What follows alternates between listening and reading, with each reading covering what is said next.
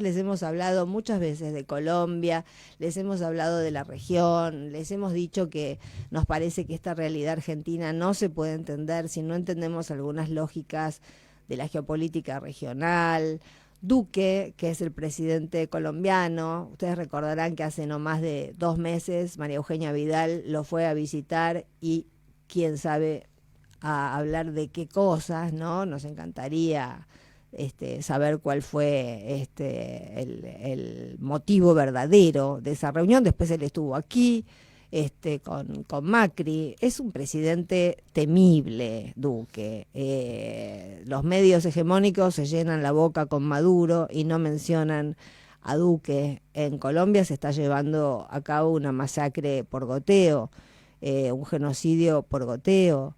Este viernes, que es 26 de julio, nada menos que 26 de julio, se va a hacer una gran movilización en Colombia porque todos estos muertos son líderes sindicales, líderes ambientales, líderes sociales, y muchos de ellos han sido también quienes quedaron a cargo en sus respectivos territorios de monitorear el proceso de los acuerdos de paz que alcanzó el expresidente Santos con la FARC, ese proceso en el que intervino Cuba, que se llevó a cabo gran parte de esos acuerdos, se llevaron adelante en Cuba. Bueno, Santos no era un populista chavista, Santos era un presidente de derecha, pero dio ese gran paso en la historia de Colombia, porque pensemos que venía ese conflicto que sembró de sangre a Colombia durante más de medio siglo, 50 años de carecer de paz social, un país que durante medio siglo vivió atravesando la violencia entre, por un lado, la guerrilla, por el otro lado el ejército, por el otro lado los paramilitares, en el medio los campesinos, que eran corridos de sus lugares por unos o por otros, un proceso que incluyó también recompensas por falsos positivos, es decir, que hubo bandas de paramilitares que salieron a cazar campesinos y a denunciarlos como guerrilleros.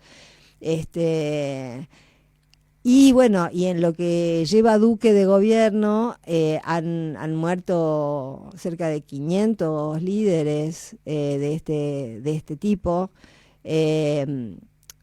aparentemente en manos de bandas de paramilitares. Ese es el gran riesgo de esta región. Por eso yo le doy relevancia a este tema, porque me parece que si no avanzamos hacia el lado correcto, que es el contrario del lado hacia el que nos lleva Macri, esta región, antes se decía, se va a mexicanizar. Bueno, México salió, de alguna manera votó en contra de la pesadilla y ahora está tratando López Obrador, de revertir el modelo del narcoestado, que era sencillamente lo que estuvo México en las últimas décadas. Un narcoestado en el que las fuerzas de seguridad, estas fuerzas de seguridad que per se no son garantía de nada. Tenemos que tener fuerzas de seguridad que den pruebas de que están del lado de la ley y del lado del pueblo, que es lo que, bueno, en la Argentina nos está faltando, pero nos está faltando no por las fuerzas de seguridad en sí mismas, sino porque están avaladas por una instructiva institucional que felicita al que balea por la espalda o que cubre al que mata, como pasó con Rafael Nahuel. Entonces, bueno, para esa marcha, esa gran marcha que se prepara para este viernes en Colombia, algunos, los que lo vean por internet, van a ver un video que es muy, muy interesante, y otros escucharán el audio, que es este. Nos están matando el futuro. Están matando las oportunidades de nuestros niños y niñas. Están matando el campo, donde crecen las cosas buenas del país. Están matando la tolerancia. Están matando el amor que nos debemos tener unos a otros. Están matando el respeto por nuestra bandera. Están matando a nuestros padres, a nuestras madres, a nuestros hermanos. Están matándonos la esperanza de tener una sola Colombia cada vez mejor. Están matando las voces de centenares de colombianos para callarlas, y seguimos indiferentes. Se nos olvidó que en nuestras manos tenemos la posibilidad de tener un país en paz, y estamos pasmados, dejando que la maten. Más de 400 líderes sociales han sido asesinados desde la firma del acuerdo de paz. Y los siguen matando. Despertemos. Qué fuerte, ¿no? Muy fuerte. Realmente puede traducir toda la escena y uno escucha y se imagina y realmente es doloroso esta América Latina, ¿no? Como vos decís, esta América Latina sangrando. Es doloroso porque además es doloroso que todo esto ocurre con los medios de comunicación dando la espalda a lo que ocurre. Por eso uno que ha vivido desde hace 40 años trabajando en medios de comunicación, realmente uno asiste azorado a este ocultamiento, a esta información selectiva, a esto que se parece mucho más a la acción psicológica que al periodismo. Y lo de Colombia, yo creo que sí que hay que tenerlo muy presente, porque es un rumbo que está marcado. Tampoco se le ocurrió a Duque hacer esto.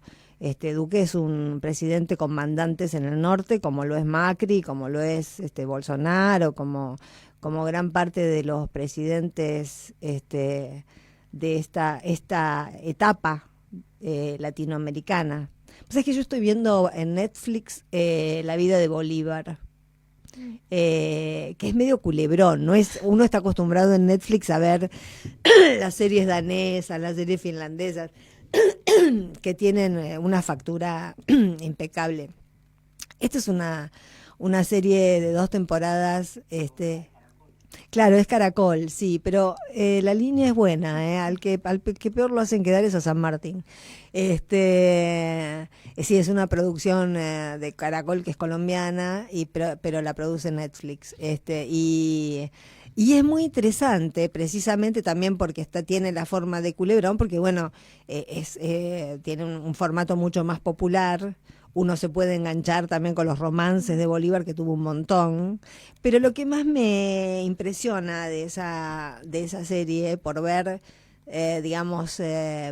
uno puede haber leído sobre esa época, principios del siglo XIX, lo que pasaba por acá, por el virreinato del Perú, pero la verdad que yo no tenía mucha información sobre lo que pasaba en Granada, que era la anterior a Colombia, digamos, en la Gran Granada, lo que pasó, cómo fue la liberación de Venezuela, que la tuvo que reconquistar como 4 veces Bolívar, porque los realistas se le metían por un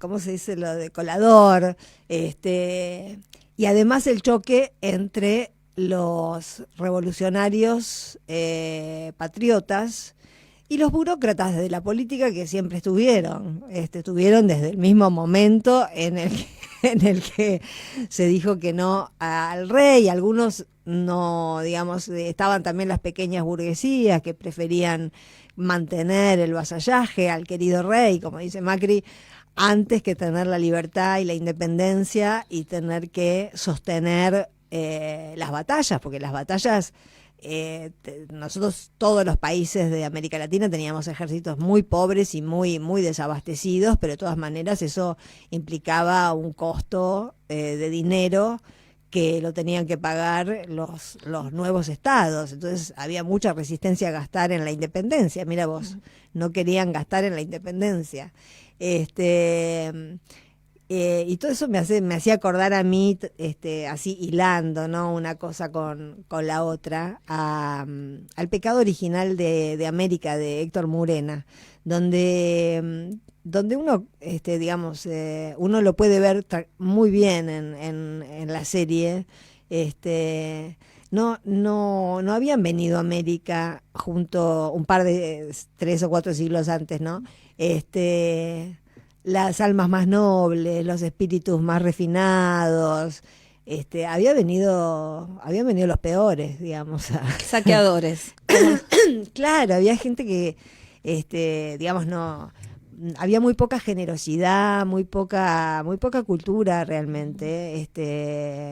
Empezó a haber más cultura, mira como pasa ahora también, en algunos círculos de criollos patriotas, que entre las pequeñas burguesías o las oligarquías nacientes, que de raigambre puramente española. Es decir, no había venido la florinata de España a colonizar América Latina, habían venido el peor de cada casa, y con eso se la tuvieron que ver los patriotas latinoamericanos. Me llamó también mucho la atención del perfil social de Bolívar, ¿no? Porque yo no desconocía que había sido un hombre tan rico. Era el segundo tipo más rico de Venezuela, y no dudó un instante cuando hizo su comprensión histórica en liberar a sus 300 esclavos y usar su mayorazgo primero para solventar las primeras luchas de la independencia, pero fueron décadas y décadas y décadas. Uno ahí lo entiende a García Linera cuando dice caerse y levantarse, caerse y levantarse, caerse y levantarse, hasta que se nos acabe la vida, porque eso es lo que hicieron estos que nosotros llamamos héroes, y son estos mismos los que estas nuevas derechas están sacando de los billetes. No porque estar en un billete, me imagino que a ninguno de estos héroes de los que estamos hablando, porque ahí trabaja Sucre, el general Córdoba. A San Martín aparece cuando ya está muy debilitado por el cruce de los Andes, muy abandonado por el gobierno argentino, pero también en el destino final de San Martín y de Bolívar uno ve con muchísimo dolor cómo esos hombres que realmente lo dieron todo y más, todo lo material que tenían, todo lo psíquico, todo lo físico, todas las resistencias que tenían, las entregaron a una lucha en la que, digamos, de la que se volvieron fanáticos. También ahí uno entiende cómo algunas luchas sin un poco de fanatismo no llegan a buen puerto. Porque son tantos los obstáculos que sin una obstinación casi irracional uno tira la toalla. Después de la tercera, de la quinta, la 10ª traición, después de ver morir a tus compañeros en el campo de batalla, y de arriesgar sus propias vidas en enfrentamientos que estaban de antemano perdidos porque no tenían absolutamente nada de insumos, y si se ganaron fue justamente porque los realistas eran gente que lo hacía por disciplina. Pero se encontraban con ejércitos de hombres y mujeres descalzos, ejércitos mixtos, que peleaban con lanzas porque no tenían armas de fuego en muchos casos, y sin embargo ganaban, iban reclutando pueblo por pueblo liberado más soldados, y los ganaban. Y después, al final de sus vidas, estos hombres como San Martín o como Bolívar fueron absolutamente olvidados, en algo que yo creo que es uno de los pecados de nuestros pueblos, ¿no? Que en algún momento cuando encontremos un momento de una oportunidad, una nueva oportunidad de hacer justicia, de tener independencia, de tener justicia social, de tener soberanía económica, va a haber que volver a calibrarlos, porque la injuria histórica fue muy grande, ¿no? Murieron en plena soledad, murieron en la miseria, murieron desprestigiados. Bueno, y así no fue, queridos compañeros. En aquel momento no ganaron los mejores tampoco. Bueno, vamos a una tanda y rearmamos un poquito el programa. Radio H.